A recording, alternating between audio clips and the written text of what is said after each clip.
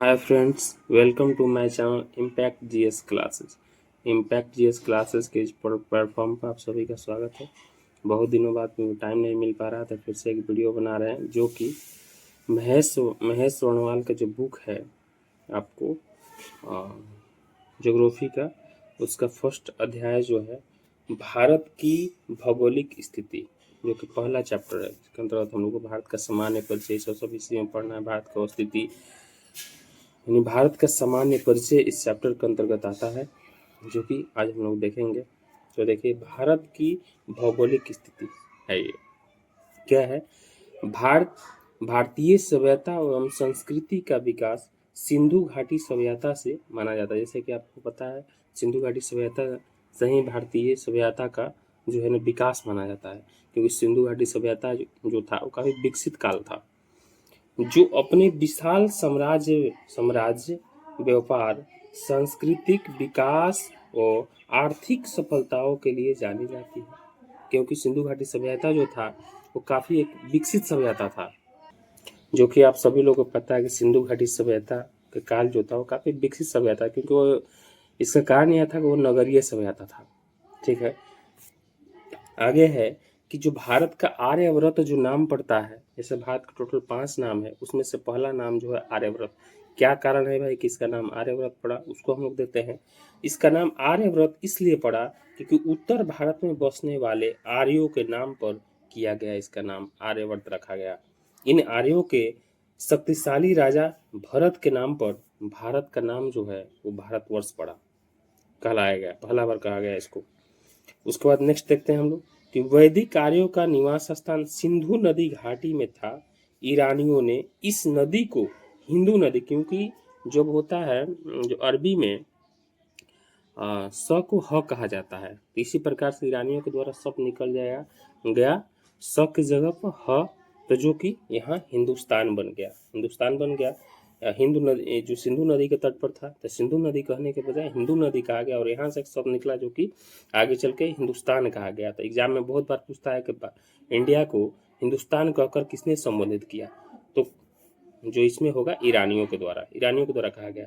उसके बाद फिर जो है यूनानियों ने सिंधु नदी को इंडस नदी यानी इंडस नदी के नाम से पुकारा करते थे, और यही कारण है कि इंडिया इसी से इंडस से ही निकल कर इंडिया, यानी जो भारत का एक और नाम इंडिया है वो इंडस से ही निकल कर आया। तो यहाँ पर हम लोग ये जानकारी हो गया कि हाँ, इंडिया कैसे कहा गया, आर्यव्रत किसे कहा गया, साथ ही साथ हिंदुस्तान कैसे कहा गया। ये भारत का सामान्य नाम के बारे में हम लोग को बता दें, जो कि भारतीय संविधान में मात्र 2 ही नाम है, भारत और इंडिया।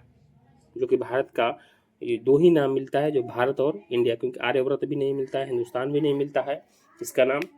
बट इंडियन संविधान जो है आपको उसमें मात्र नाम जो मिलता है वो मिलता है आपको भारत एवं इंडिया। चलिए, अब इसका अवस्थिति एवं विस्तार जो है उसको हम लोग देखते हैं कि भारत कहाँ अवस्थित है, उसका विस्तार क्या है, उसका विस्तार क्षेत्र क्या है। तो ये है अवस्थिति एवं विस्तार। एशिया महाद्वीप के दक्षिणी मध्य भाग में, यानी भारत की जो स्थिति है वो है एशिया महाद्वीप के दक्षिणी मध्य भाग में स्थित है।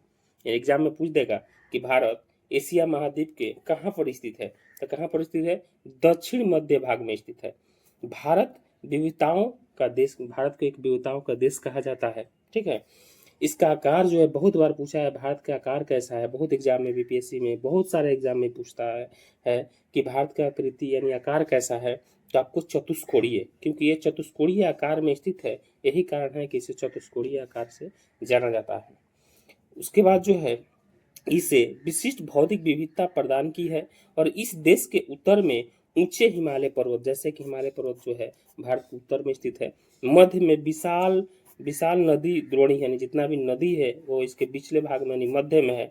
उत्तर पूर्व और दक्षिण भाग में वनाच्छादित पहाड़ी, यानी वन से रिलेटेड जितना भी है वो पहाड़ी है यहाँ, तथा उत्तर पश्चिम भाग में रेतीले मरुस्थल, यानी जैसे थार मरुस्थल से मरुस्थल जो है वो उत्तर पश्चिम भाग में पाया जाता है। ये है हमारा भारत का जो है अवस्थिति एवं विस्तार। तो यहाँ पर जो है यह उत्तर में हिमालय पर्वत, उत्तर पश्चिम में हिंदू कुश और एवं सुलेमान पर्वत भी है। सुलेमान पर्वत की श्रेणी भी उत्तर पश्चिम में पाया जाता है। उत्तर पूर्व में पूर्वी पूर्वांचल पहाड़ियाँ, और दक्षिण में विशाल जो है हिंद महासागर से सीमांकित एक बहुत भौगोलिक इकाई है। इसे ही हम लोग क्या बोलते हैं, भारतीय उपमहाद्वीप। अगर भारतीय उपमहाद्वीप में टोटल देश अगर बोलेंगे, एग्जाम में बहुत बार पूछा है कि भारतीय उपमहाद्वीप में कुल कितना देश शामिल है, तो 5। अगर ऐसे पूछे कुल कितना देश शामिल है, ऑप्शन दे 1 2 3 4 5, तो 5। जब नाम दे कि निम्नलिखित में से कौन सा देश जो है वो भारतीय महाद्वीप में शामिल है, तो देखिए भारत, पाकिस्तान, सॉरी बांग्लादेश, भूटान, नेपाल, पाकिस्तान, ये जो है 5 देश जो है वो आपको भारतीय उपमहाद्वीप में शामिल है। उसके बाद हम लोग देखते हैं क्षेत्रफल के दृष्टि से, देखिए क्षेत्रफल के दृष्टि से भारत के जो है, क्षेत्रफल के दृष्टि से भारत का स्थान क्या है ये देख लीजिए। तो क्षेत्रफल के दृष्टि से जो है, क्षेत्रफल के दृष्टि से भारत जो है 7वां बड़ा देश है। इसमें सबसे देखते हैं पहला कौन है, तो सबसे पहला जो देश है वो है रूस यानी रसिया। उसके बाद आपको जो है कनाडा, उसके बाद है चाइना, उसके बाद है संयुक्त राज्य अमेरिका, उसके बाद है ब्राजील, उसके बाद है ऑस्ट्रेलिया, उसके बाद है भारत, यानी 7वां स्थान पर हमारे भारत के स्थान आता है।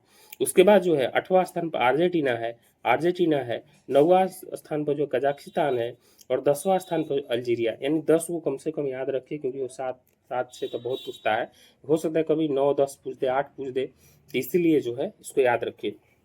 आगे बढ़ते हैं। भारत अक्षांशीय एवं देशांतरीय दृष्टि से क्रमशः उत्तरी गोलार्ध और पूर्वी गोलार्ध में स्थित है।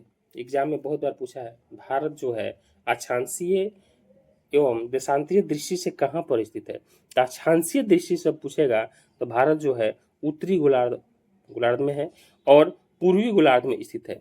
भारत के मुख्य भूमि के दक्षिणी जो है 8 डिग्री, देखिए ये जो है 8 डिग्री 4 मिनट से 37 डिग्री 6 मिनट जो है उत्तरी अक्षांश एवं पश्चिमी से उत्तरी अक्षांश में ये स्थित है यहाँ तक। उसके बाद जो है पश्चिम से पूर्व की ओर जो स्थित है, तो 68 डिग्री 7 मिनट से 97 डिग्री 25 मिनट जो है पूर्वी देशांतर के मध्य हमारे भारत का जो है देशांतरीय विस्तार है टोटल।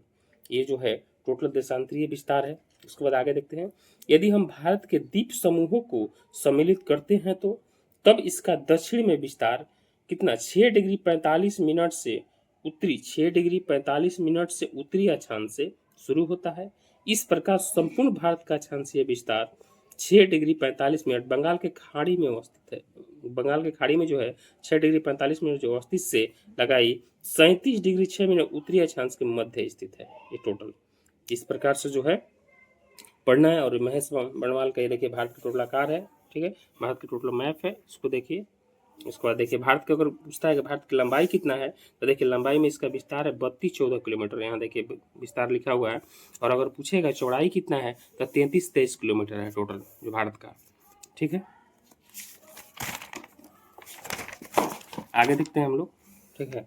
आगे में जो है आपको कि भारत का उत्तरी बिंदु जो है वो यानी आखिरी उत्तरी बिंदु कौन सा है, तो इंदिरा कॉल है जो 37 डिग्री 6 मिनट उत्तरी अक्षांश पर स्थित है ये, ठीक है जो कि जम्मू कश्मीर राज्य में ये जो है स्थित है। भारत के मुख्य भूमि का दक्षिणी बिंदु कन्याकुमारी, इसे कन्याकुमारी को केप कमोरिन के नाम से भी जाना जाता है, जो कि 8 डिग्री 4 मिनट उत्तरी अक्षांश है, जो तमिलनाडु राज्य में एक स्थित द्वीप है। साथ ही साथ मुख्य भूभाग के दक्षिणी पूर्व में अंडमान निकोबार द्वीप समूह में, बंगाल की खाड़ी में तथा दक्षिणी पश्चिम में लक्षद्वीप समूह अरब सागर में स्थित है। इस प्रकार से नेक्स्ट जो पॉइंट है, अगला पॉइंट है भारत का सबसे दक्षिणी बिंदु इंदिरा पॉइंट जो है, जो अंडमान एवं निकोबार द्वीप समूह के ग्रेट निकोबार, देखिए बहुत बार पूछा है कि अंडमान निकोबार द्वीप समूह के किसमें स्थित है, तो ग्रेट निकोबार द्वीप समूह का दक्षिणी बिंदु है ये। ग्रेट निकोबार द्वीप समूह का यह क्या है, दक्षिणी बिंदु है। यह वर्ष 2004 में सुनामी लहरों के कारण समुद्र में जलमग्न, यानी समुद्र में क्या हो गया था, डूब गया था ये।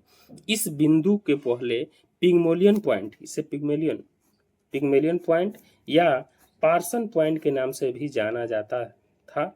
भूमध्य रेखा से इसकी दूरी जो है, पूछ देगा कि भूमध्य रेखा से इंदिरा पॉइंट, पिग्मलियन पॉइंट या पार्सन पॉइंट की कितना दूरी है, तो टोटल 876 किलोमीटर दूरी है।